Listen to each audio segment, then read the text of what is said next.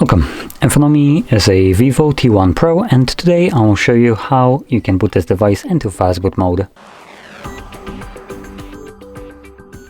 So to get started, you want to hold your power button and then select power off. Now once the device turns off, hold your power button and volume up at the same time.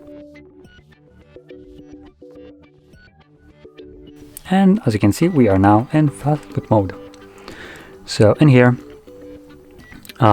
we have two options. We have reboot and recovery mode, and you select either one of them using your volume button and confirm it using your power button.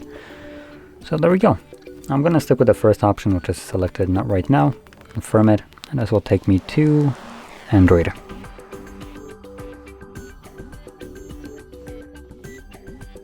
And we are now back in Android.